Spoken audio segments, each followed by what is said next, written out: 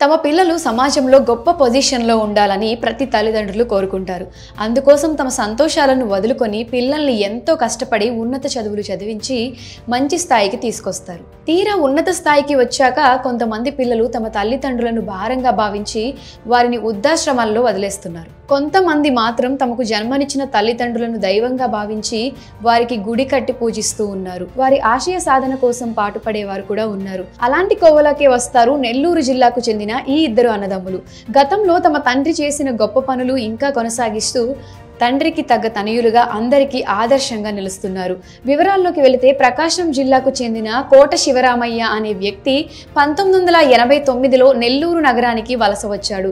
సంతపేటలో Simhapuri hardware shop ఏర్పాటు చేసి వ్యాపారం మొదలుపెట్టాడు. నిజాయితీగా వ్యాపారం కొనసాగించిన శివరామయ్య అతి తక్కువ కాలంలోనే వ్యాపార వృద్ధి చేశాడు. వ్యాపారం బాగా నడుస్తుంది. తనకు ఇంతగా తోడ్పాటు అందించిన ప్రజల కోసం ఏదైనా చేయాలనే ఆలోచనతో పేద ప్రజలకు సహాయం అందించడం మొదలుపెట్టాడు. అంతేకాదు పేదలకు అన్నదానం చేస్తూ ఆకలి కష్టాలు తీర్చాడు.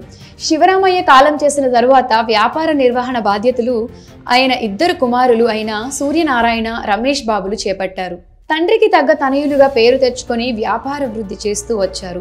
తమకు ఇంత గొప్ప వ్యాపారం పేరు ప్రతిష్టలు అందించిన తండ్రి కోసం ఏదైనా చేయాలని భావించారు ఈ ఇద్దరు అన్నతమ్ములు. అనుకున్నదే తడువుగా నెల్లూరు ప్రభుత్వ ఆసుపత్రి ఎదురుగా సింహపురి భోజనశాలను ఏర్పాటు చేస్తారు. ఆసుపత్రికి వచ్చే వారికి కడుపు నిండా భోజనం పెడుతున్నారు.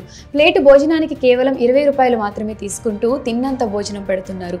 ఈ సందర్భంగా హోటల్ యాజమాన్యం మాట్లాడుతూ తమకు ఉచితంగా భోజనం పెట్టే అవకాశం ఉన్నప్పటికీ దాన్ని కొంతమంది నిర్లక్ష్యం చేస్తుంటారు. అలా అన్నం వృధా కాకుండా ఉండాలనే ఉద్దేశంతో ఇలా చేస్తున్నామని అన్నారు.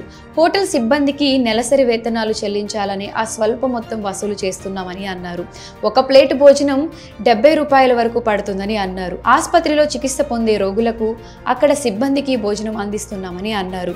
వారి వెంట వచ్చిన వారు బయట భోజనం చేయాలంటే 100 రూపాయల వరకు ఖర్చు అవుతుందని, అలాంటి వారి కోసం సింహపురి భోజనశాల అండగా నిలవాలని భావించి 20 రూపాయలకే కడుపు నిండా భోజనం పెడుతున్నట్లు వెల్లడించారు. దీంతో ఆసుపత్రికి సొంత పనుల కోసం వచ్చేవారు, చుట్టుపక్కల షాపుల్లో పనిచేసేవారు, దినసరి కూలీలు, పక్కనే ఉన్న గ్రౌండ్లో గేమ్స్ ప్రాక్టీస్ చేసుకునే విద్యార్థులు ఇక్కడికి వచ్చి తమ ఆకలి తీర్చుకుంటున్నారని వెల్లడించారు.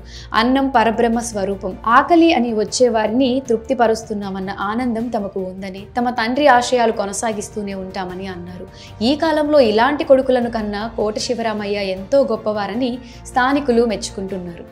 మరి తండ్రి ఆశయాన్ని ముందుకు నడిపిస్తున్న ఈ కొడుకులపై మీ అభిప్రాయాన్ని కమెంట్ సెక్షన్లో కమెంట్ చేయండి.